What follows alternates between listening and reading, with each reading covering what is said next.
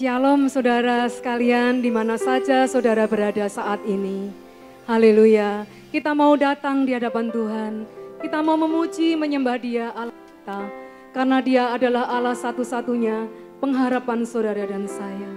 Haleluya, terima kasih Tuhan.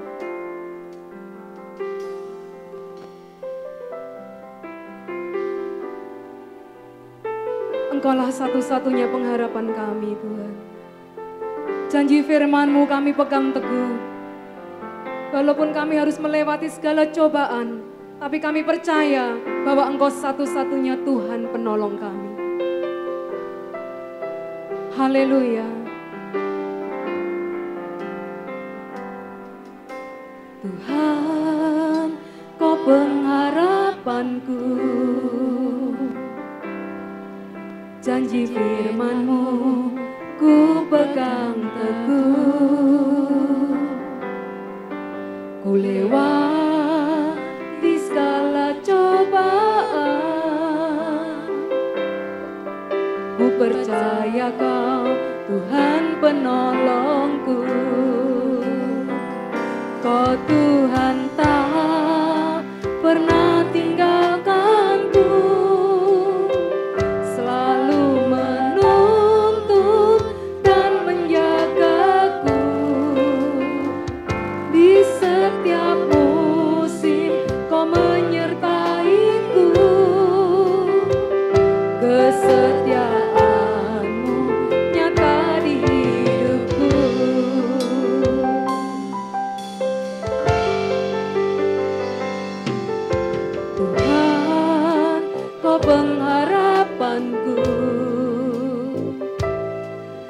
Janji firman-Mu ku pegang teguh. Ku lewati segala cobaan. Ku percaya Kau Tuhan penolongku. Kau Tuhan tak pernah tinggalkanku. Selalu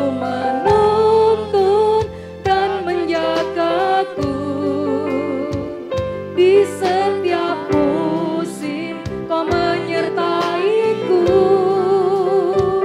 Kesetiaan-Mu nyata di hidupku.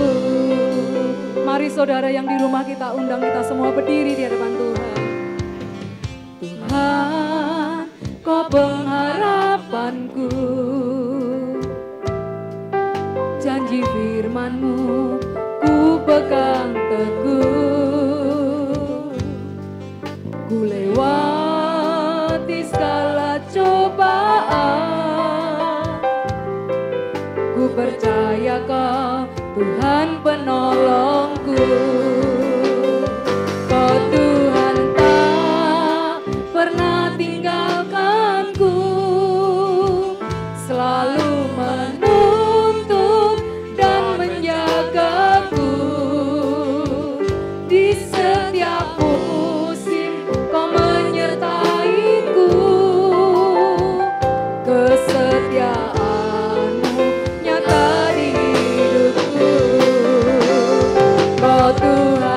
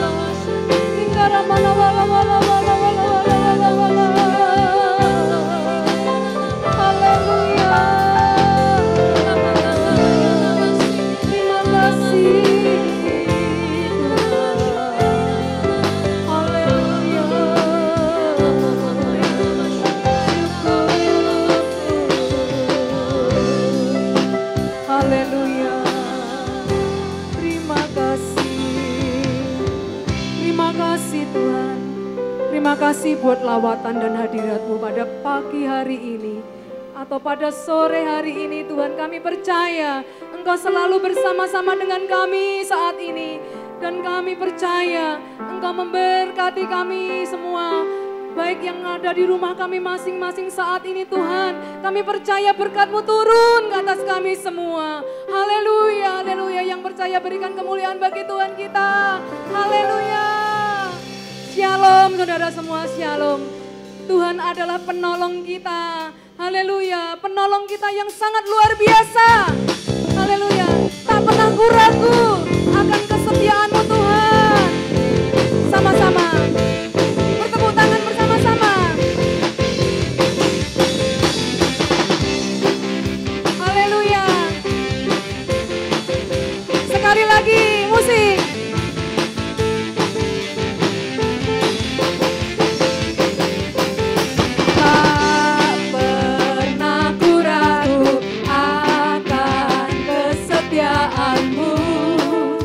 Kau pegang hidupku sepenuh jiwa, sepenuh jiwaku. Ku yakin dan percaya Kau tuntun langkahku.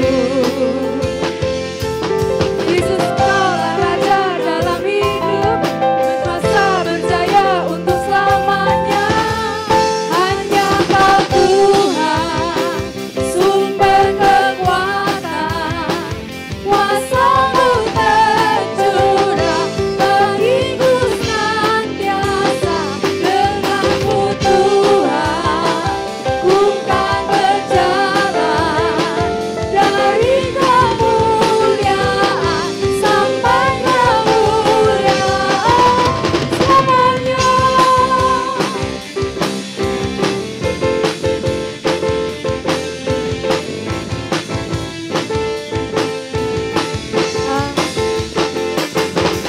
Tak pernah ku ragu akan kesetiaan-Mu. Kau pegang hidupku sepenuh jiwaku. Ku yakin dan percaya Kau tuntun langkahku. Yesus, Kaulah Raja dalam hidup, berkuasa berjaya untuk selamanya. Hanya Kau Tuhan, sumber kekuatan, kuasa-Mu tercurah bagiku senantiasa. Denganmu Tuhan, ku kan berjalan dari kemuliaan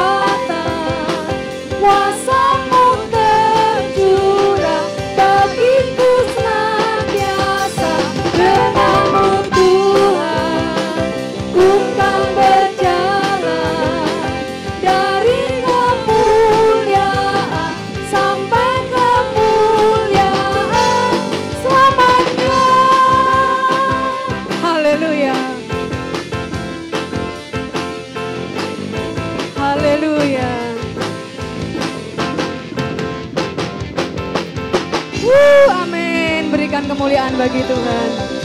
Haleluya. Saudara boleh duduk kembali di rumah masing-masing. Tiada yang mustahil dan tiada yang sukar Tuhan bagimu. Kami mau tetap mempercayai kuasa-Mu yang lebih besar dari segala-galanya.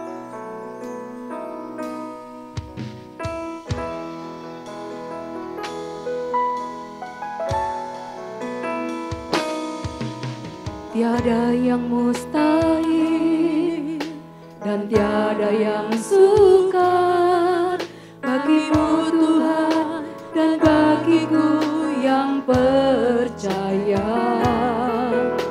Dahsyatnya kuasa-Mu membuatku tak ragu. Janji-Mu kan digenapi pada waktu-Mu.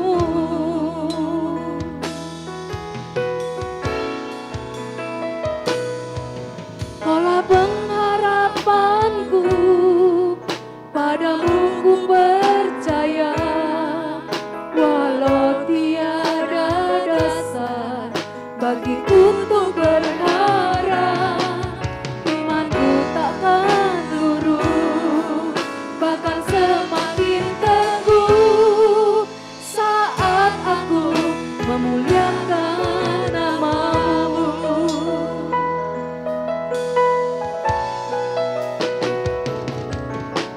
Tiada yang mustahil dan tiada yang sukar bagimu Tuhan dan bagiku yang percaya. Dahsyatnya kuasa-Mu membuatku tak ragu. Janji-Mu kan digenapi pada waktu-Mu. Kaulah pengharapanku, padamu ku percaya. Walau tiada dasar bagiku untuk berharap, imanku takkan luruh, bahkan semakin teguh saat aku memuliakan nama-Mu. Kaulah pengharapanku, padamu ku percaya. Walau tiada dasar bagiku untuk berharap, imanku takkan luruh, bahkan semakin teguh saat aku memuliakan nama-Mu. Bersama-sama, kaulah pengharapanku, padamu ku percaya.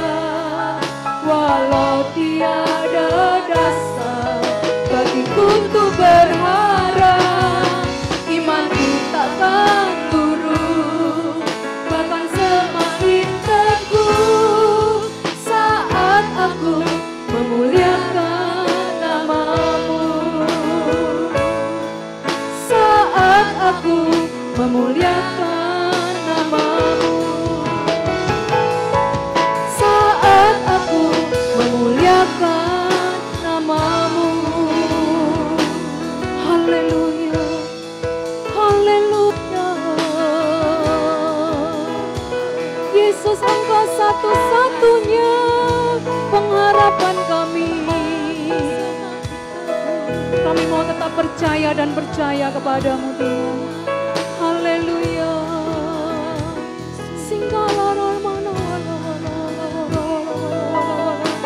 Terima kasih. Haleluya.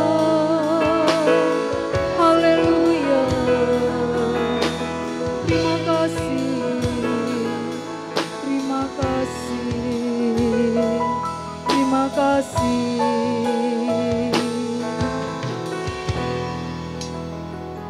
Hanya Engkau satu-satunya pengharapan kami. Kami tidak mau berpaling kepada siapapun dan kepada dunia ini Tuhan. Kami mau tetap memandang Engkau. Apapun yang kami alami, apapun yang terjadi pada akhir-akhir ini Tuhan. kami tetap mempercayai Engkau, Tuhan dan Juru Selamat kami, sebagai penolong kami yang terbukti, sebagai penolong kami dalam kesesakan apapun. Tuhan tidak pernah meninggalkan kami. Iman kami tidak akan luruh dan tidak akan goyah Tuhan. Kami hanya tetap memandang Engkau. Karena Engkau Yesus Allah yang heran dan ajaib. Janji-Mu ya dan amin melalui firman-Mu. Oleh sebab itu kami perlu firman-Mu pada sore hari ini Tuhan. Kami akan mendengarkan firman-Mu. Terima kasih Tuhan, urapi hamba-Mu dengan kuat kuasa Roh Kudus-Mu. Sehingga hanya Engkau yang berkata-kata melalui lidah bibir hamba-Mu untuk kami bisa mendengar dan dituntun oleh firman-Mu sampai menuju kepada suatu saat di surga yang mulia. Terima kasih Tuhan. Di dalam nama Tuhan Yesus kami akan sambut firman Tuhan. Yang percaya katakan amin. Salam Bapak Ibu sekalian yang dikasihi, diberkati oleh Tuhan Yesus Kristus. Dimanapun saudara berada untuk mengikuti ibadah secara online, karena kita masih tetap mengikuti ibadah secara online sesuai dengan anjuran pemerintah sampai tanggal 20 Juli. Ya, kita berdoa supaya sesudah 20 Juli Tuhan bekerja dengan luar biasa sehingga semua umat Tuhan juga rakyat Indonesia mengalami sebuah mujizat yang Tuhan mau kerjakan untuk negeri dan bangsa kita yang tercinta. Puji Tuhan, Bapak Ibu sekalian yang dikasihi oleh Tuhan Yesus dimanapun Anda berada untuk mengikuti ibadah secara online ini. Tema firman Allah pada saat ini mungkin rasanya kurang tepat kalau dihubungkan dengan keadaan kondisi hari-hari ini. Tetapi itulah yang merupakan pesan Allah yang harus saya sampaikan kepada Bapak Ibu yang dikasihinya. Puji Tuhan, hari ini kita akan membahas di satu kitab perjanjian baru, yaitu kitab yang terakhir, kitab Wahyu. Ya, kalau saudara membaca kitab Wahyu ini merupakan isinya penuh dengan nubuatan-nubuatan yang disampaikan oleh Rasul Yohanes pada waktu dia berada di sebuah pulau tempat pengasingan atau tempat penjara orang-orang yang dianggap melanggar hukum Romawi saat itu, sehingga Yohanes harus ada di satu tempat yang terasing. Tetapi meskipun dia jauh dari sanak saudara, teman, relasi, sahabat, rekan-rekan sepelayanan, meskipun dia tidak bisa berkomunikasi dengan teman-temannya, tetapi Tuhan bekerja dengan luar biasa.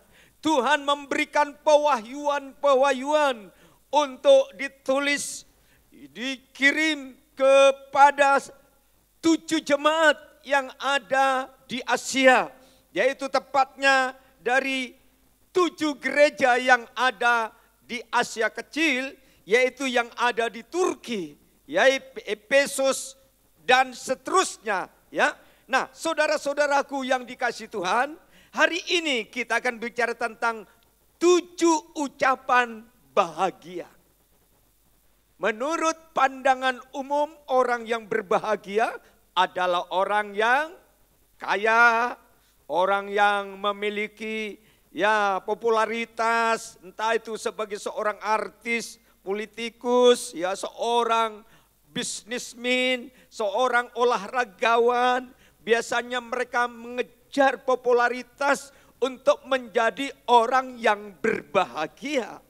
Tetapi kenyataannya kebahagiaan itu tidak bisa diraih, dicapai dengan apa yang mereka miliki. Tidak sedikit di dalam kehidupan di dunia ini orang kaya, orang yang latar belakangnya olahragawan terkenal, ya, seorang musisi, seorang penyanyi, seorang artis yang mereka hidup berkelimpangan secara materi, tetapi mereka justru mengalami satu kehampaan, kekosongan, sehingga tidak sedikit mereka mencari kebahagiaan, lari ke narkoba, lari ke perjudian, lari ke minuman-minuman keras, dan lari kepada keinginan-keinginan hawa nafsu.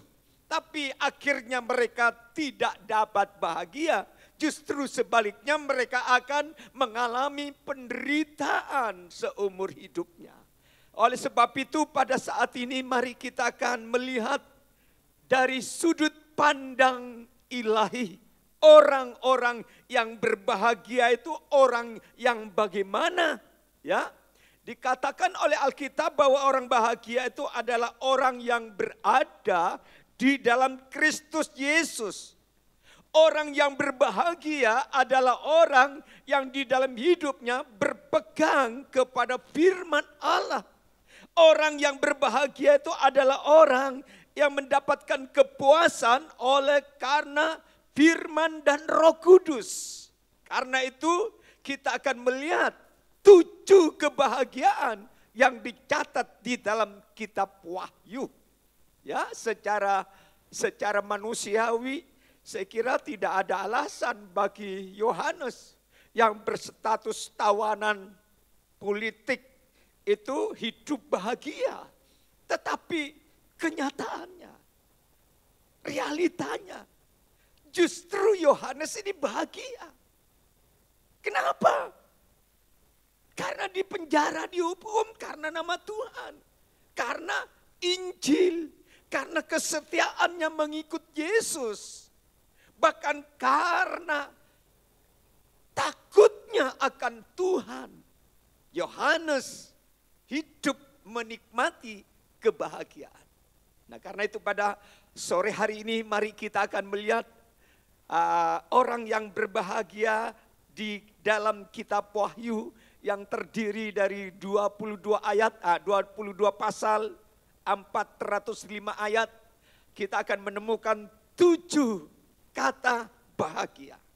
Yang pertama kita akan melihat di dalam kitab Wahyu pasal 1 ayatnya yang ketiga dikatakan demikian. Wahyu pasal 1 ayatnya yang ketiga berkata begini. Berbahagialah ia yang membacakan dan mereka yang mendengarkan kata-kata nubuat ini dan yang menuruti apa yang tertulis di dalamnya, sebab waktunya sudah dekat. Yang pertama, orang yang berbahagia itu adalah orang yang membacakan firman, mendengarkan firman, mentaati firman. Orang seperti inilah yang disebut orang yang berbahagia. Mengingat waktu kedatangan Tuhan sudah dekat. Jadi saudara yang dikasihi Tuhan, hari-hari ini kalau kita mendengar, melihat, ya, menyaksikan entah di televisi, entah di radio, entah di surat kabar, entah di WA, Twitter dan lain-lain, semua berita-berita yang dikeluarkan oleh informasi ini berita tentang ketakutan, kecemasan, kekhawatiran, ya, berita yang menggemparkan dunia yang sebelumnya belum pernah terjadi.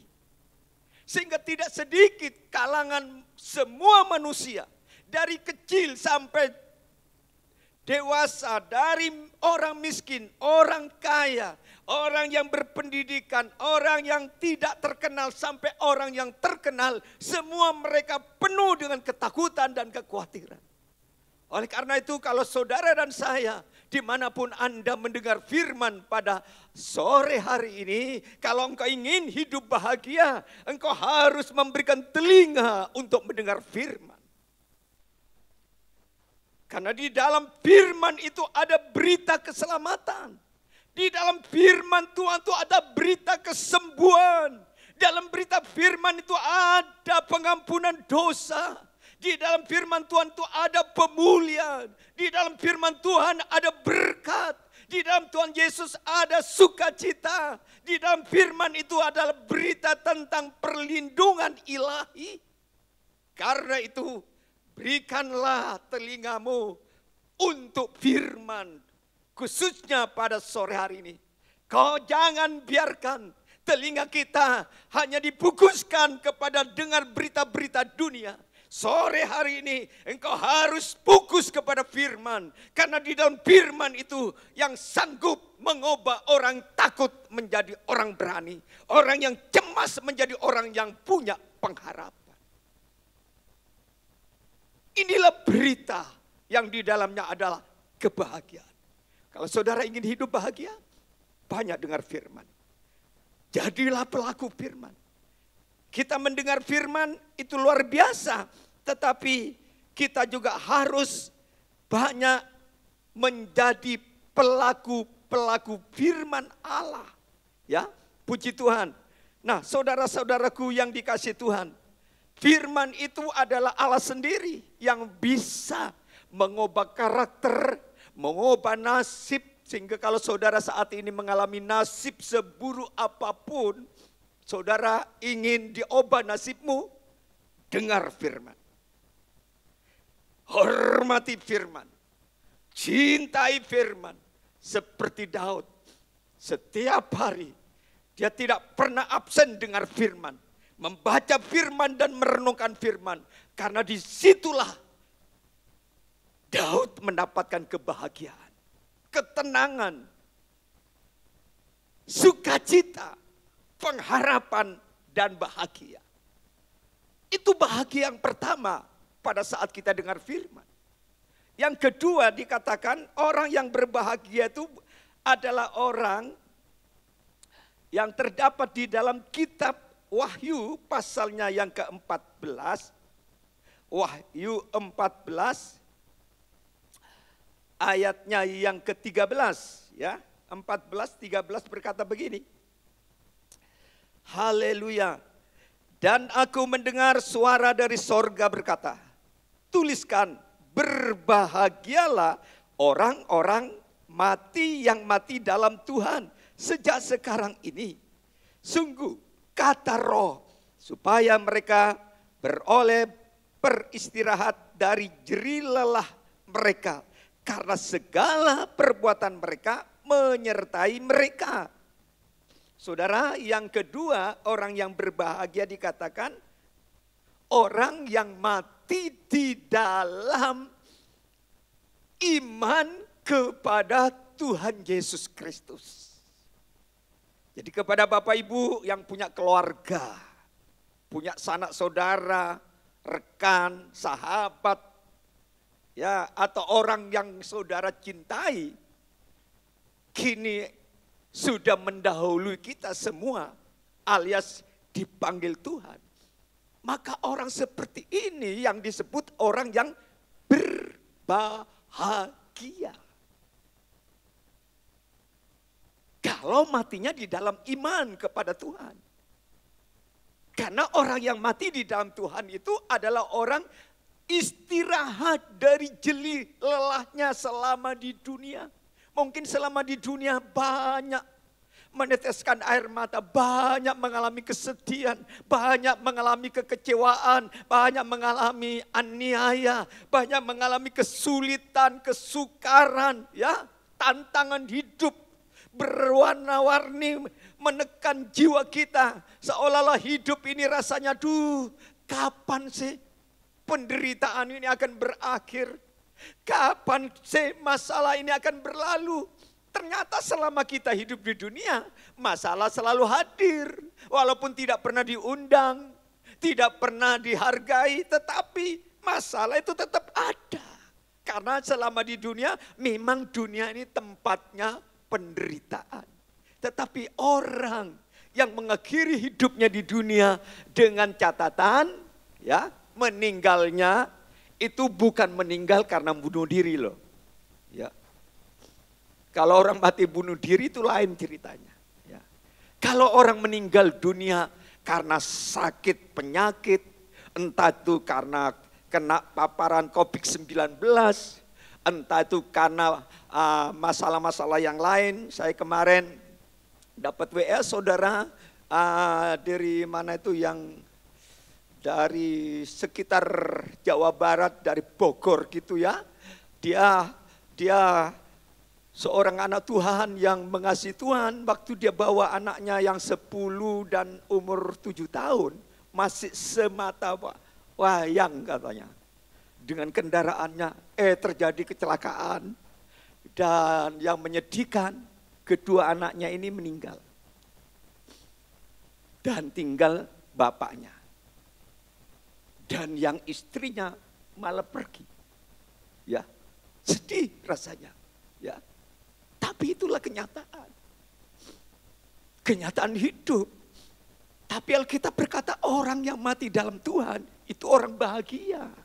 Kepada keluarga, jemaat, hari ini ada satu keluarga yang kehilangan orang yang mereka kasihi, suaminya atau papanya karena sakit.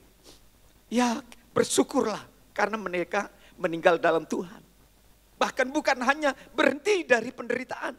Setiap jerih lelah, setiap perbuatan baik yang pernah kita lakukan semasa hidup, selama saudara menolong orang lain, menopang pekerjaan Tuhan, menopang gereja, memberikan bantuan kepada hamba-hamba Tuhan, mendukung pelayanan misi, saya imani, saya percaya semua taburan-taburan yang mulia dan kudus ini tidak akan sia-sia. Ada pahala, ada mahkota menanti di tempat yang Tuhan sudah siapkan. Oleh karena itu selagi kita masih hidup, jangan perhitungan sama Tuhan. Jangan medit untuk pekerjaan Tuhan. Jangan medit untuk Tuhan, untuk gereja, untuk sesama. Selagi kita masih diberi napas oleh Tuhan. Sebab pada saat kita menutup mata, sebanyak apapun yang kita miliki, kita tidak akan bawa ke sana. Paling-paling ke sana ke kuburan, kita hanya membawa sepotong baju atau mungkin peti mati saja. Sebagai penghormatan jasadnya untuk beristirahat di tempat yang sudah disiapkan. Tidak akan bawa apa-apa. Oleh karena mari, selagi kita masih ada kesempatan, juga ada kemampuan. Kalau saudara ada kemampuan, ada kesempatan untuk berbuat baik, jangan ditunda. Kalau saudara menunda, rugi, menyesal nanti. Karena dikatakan orang yang mati dalam Tuhan orang bahagia, karena mereka sudah berhenti dari jerih lelahnya dan perbuatan mereka akan menyertai kita. Yang kedua, yang ketiga kita lihat, orang yang dikatakan bahagia adalah orang yang mempersiapkan diri untuk kedatangannya yang kedua kali. Kita baca di dalam kitab Wahyu pasalnya yang ke-16. 15 ayatnya. 16-15. Lihatlah, aku datang seperti pencuri. Berbahagialah dia yang berjaga-jaga dan yang memperhatikan pakaiannya supaya ia jangan berjalan dengan telanjang dan jangan kelihatan kemaluannya. Jadi yang ketiga, orang berbahagia adalah orang yang selalu mempersiapkan diri untuk menyambut kedatangan Tuhan yang kedua kali. Karena Tuhan datang diumpamakan seperti seorang pencuri. Tidak ada orang tahu. Tiba-tiba, seketika dia datang. Mungkin sementara kita sibuk bekerja, sementara kita menjalankan bisnis, sementara kita dalam perjalanan, sementara kita ada di pesawat, sementara kita mungkin ada di rumah mewah, sementara kita berada di villa untuk istirahat bersama keluarga. tiba-tiba Yesus datang. Gak ada orang yang tahu. Itu rahasia ilahi. Oleh karena itu Alkitab berkata, hiduplah berjaga-jaga dan menjaga. Kehidupanmu tetap kudus. Jangan sampai pada saat dia datang, kita berada dalam kondisi telanjang. Kita harus memiliki pakaian lenan putih. Ya, itu gambaran tentang bicara tentang kesucian.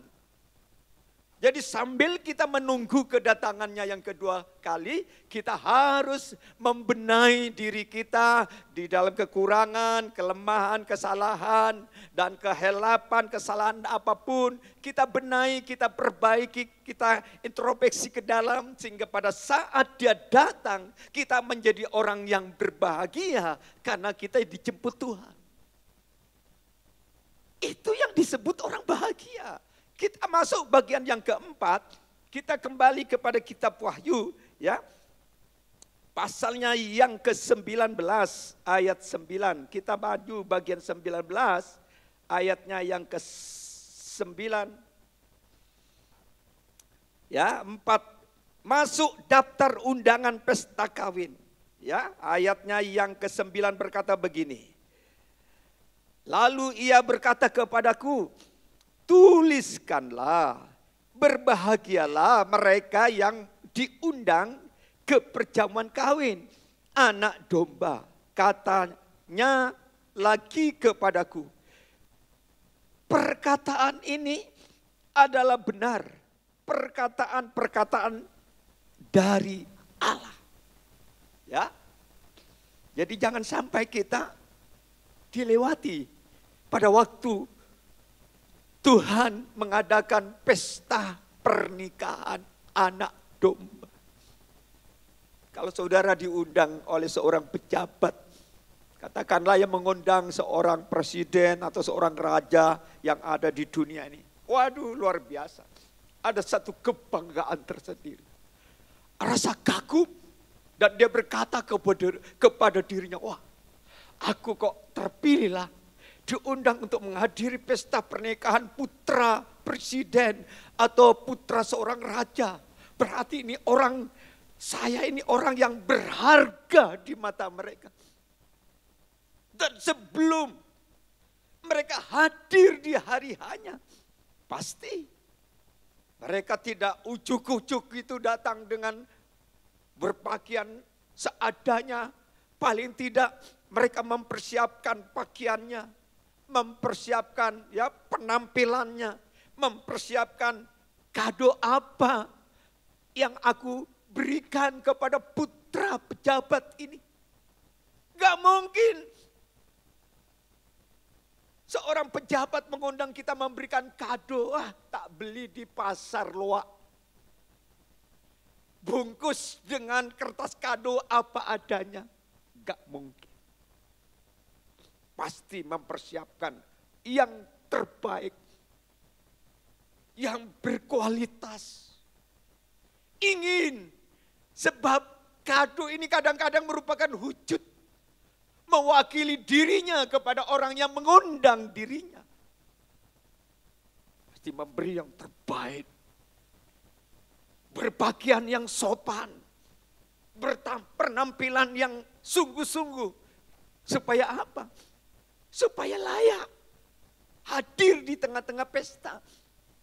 Karena pesta itu suasana bukan suasana duka. Pesta itu bukan suasana kesedihan. Pesta ini bukan suasana kecemasan. Pesta ini bukan suasana pertengkaran. Pesta ini bukan suasana kemarahan. Justru pesta itu di dalamnya ada sukacita, ada kebahagiaan, ada kepuasan, ada tertawa, ada senyum, ada komunikasi dengan orang-orang yang ada di sampingnya, yang sama-sama diundang. Dan yang terpenting, bagaimana aku bisa berkenan kepada yang mengundang. Jadi Bapak Ibu, kalau engkau ingin hidup bahagia, bisa terpilih menjadi undangannya Allah untuk masuk ke dalam pesta pernikahan. Pesta pernikahannya itu bukan sebentar, saudara.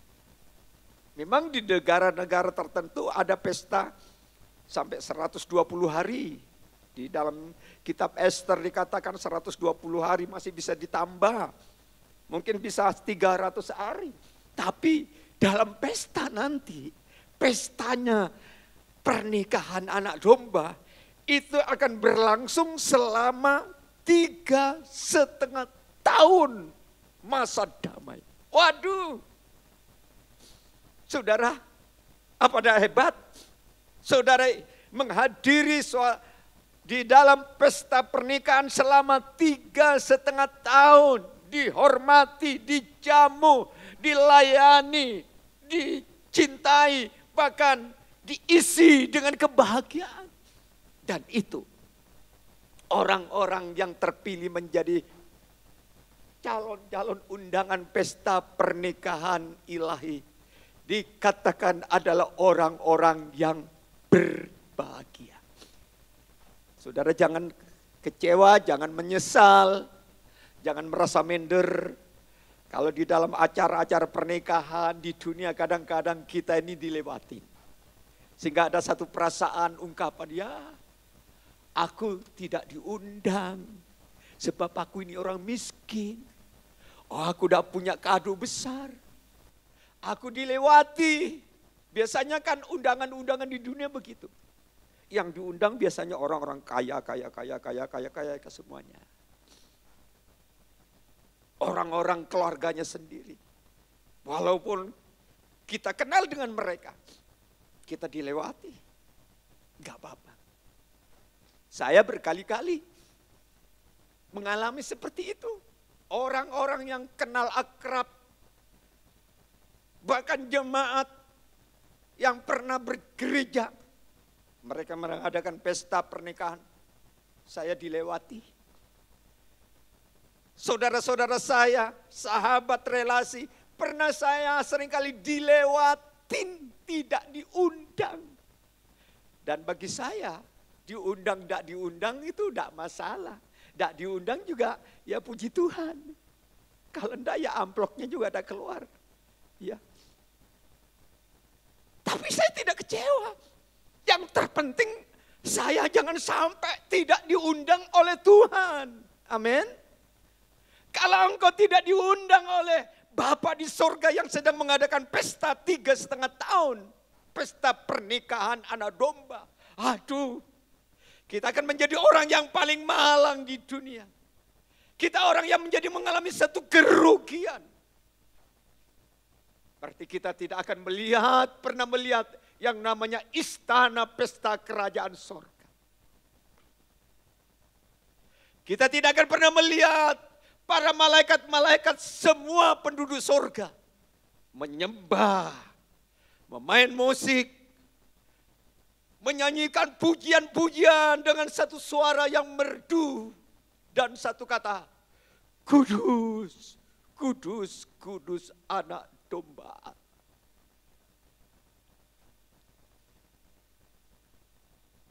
Belum cukup kebahagiaan. Mari kita masuk lagi.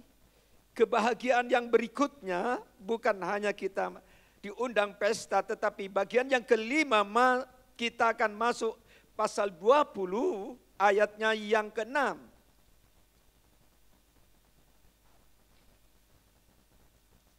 Apa kata firman Allah 20 ayatnya yang ke-6, orang yang berbahagia adalah berbahagia dan kuduslah ia yang mendapat bagian dalam kebangkitan pertama itu. Kematian yang kedua tidak berkuasa lagi atas mereka. Tetapi mereka akan menjadi imam-imam Allah dan Kristus.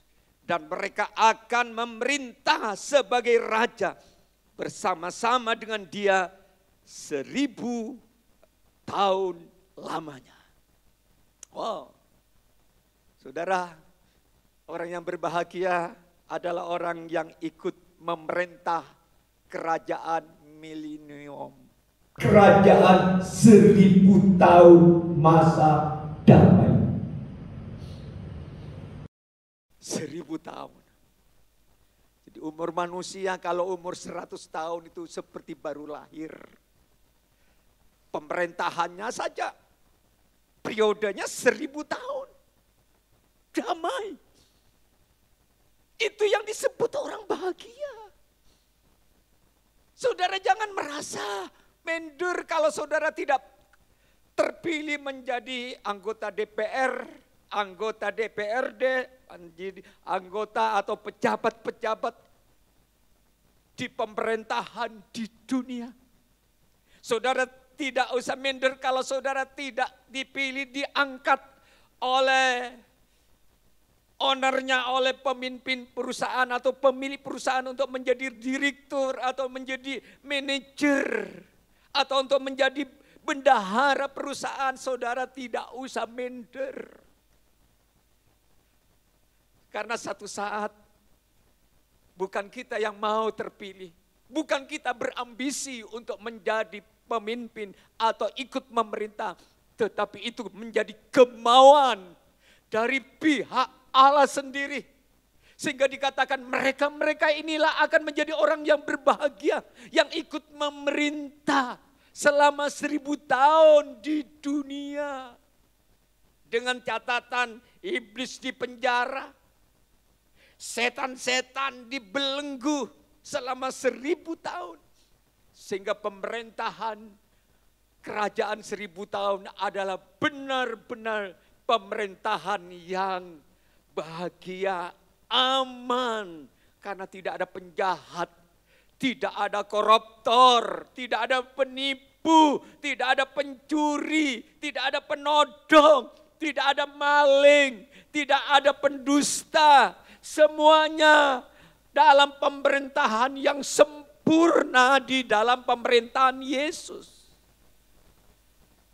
Jadi saudara, Tuhan Yesus berkali-kali di dunia ingin diproklamirkan untuk menjadi raja. Tuhan bilang, enggak, aku tidak mau. Kan bukan waktunya aku jadi raja. Raja di Yerusalem, di Yahudi sana. Sekupnya itu terlalu kecil bagiku. Aku butuh waktu.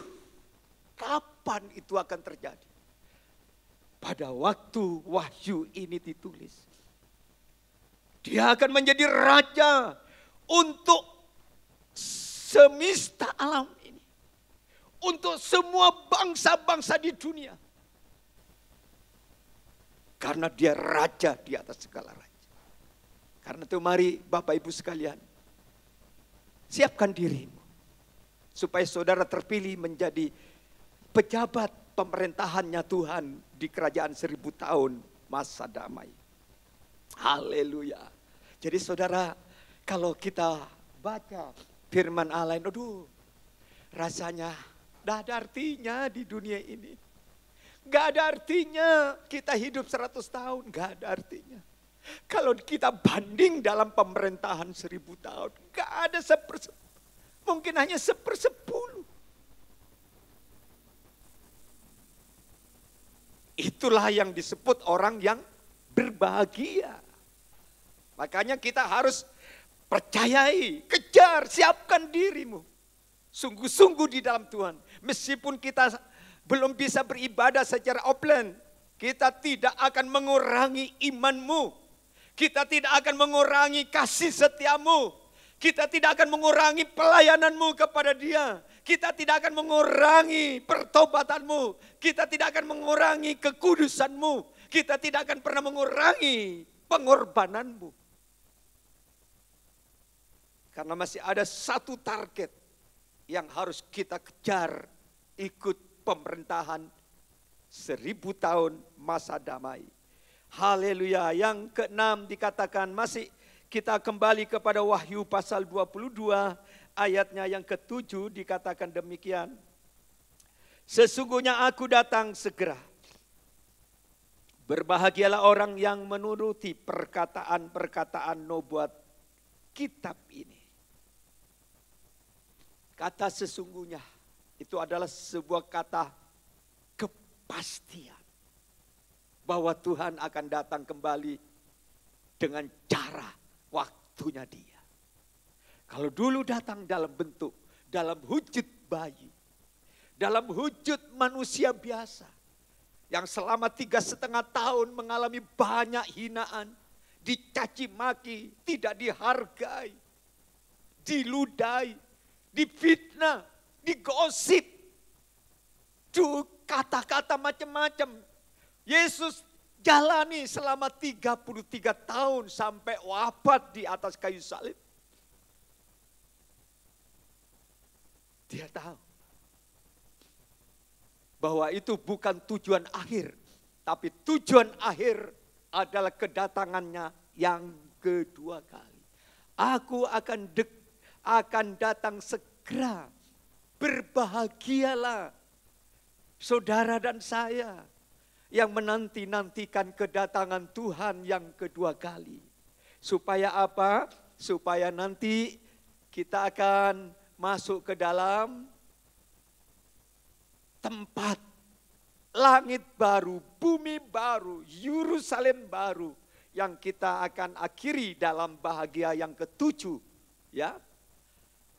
Tapi sebelum masuk ke bagian yang ketujuh, kita harus sungguh-sungguh mempersiapkan diri sebagai anak Tuhan yang siap, yang mau diproses. Seperti Yesus sendiri diproses. Makanya kalau Bapak Ibu diproses, dihina, direndahkan, dilukai, dikecewakan, digosip, dimarahin, ya, disingkirkan, tidak diperhatikan oleh orang-orang, kau tidak usah berkecil hati.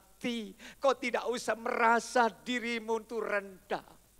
Masih ada satu oknum yang sangat menghargai dirimu, mencintai dirimu, mengasihi dirimu. Yesus Kristus yang sudah mati. Mungkin kau berkata, aduh aku ini orang yang paling berdosa. Aku ini sampah, aku ini najis, aku kotor, aku tidak ada harga di mata dunia. Mungkin mereka tidak menghargai engkau. Karena menurut ukuran mereka kita ini orang paling kotor. Tetapi ingat ada satu oknum yang menghargai dirimu. Yang mengasihi dirimu. Yang siap menyucikan semua dosamu, kesalahanmu, kehelapanmu, masa-masa lalumu mungkin jelek, masa lalumu kotor, masa lalumu jahat. Tapi pada saat kau berkata dengan jujur, Tuhan tolong ubah hidupku, baru hidupku. Maka saya percaya kita juga akan menjadi bagian daripada orang-orang yang berhak untuk menyongsong kedatangannya yang kedua kali. Puji Tuhan. Yang terakhir, bahagia yang terakhir adalah bahagia yang ketujuh. Pasal 22 ayatnya yang ke-14. Kita akan membaca, ya mungkin di tayangan bisa dikeluarkan. Wahyu pasal 22 ayatnya yang ke-14 berkata begini. 1, 2, 3, berbahagialah mereka yang membasuh jubahnya. Mereka akan memperoleh hak atas pohon-pohon kehidupan dan masuk melalui pintu-pintu gerbang ke dalam kota itu. Itu yang disediakan oleh Tuhan di akhir zaman, yaitu langit baru, bumi baru, Yerusalem baru. Dan mereka-mereka inilah yang percaya kepada Tuhan, yang setia mengikut Tuhan, yang tidak menyangkal namanya. Mereka-mereka ini diizinkan untuk masuk melalui pintu-pintu gerbang Yerusalem baru. Kalau saudara pergi ke Israel, ada banyak pintu gerbang di sana. Macam-macam namanya.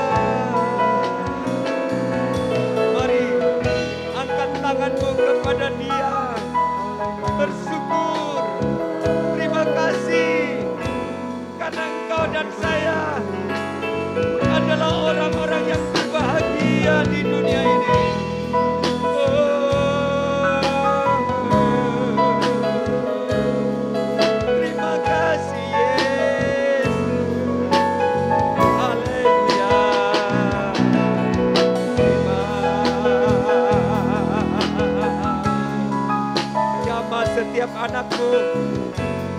setiap hamba-Mu.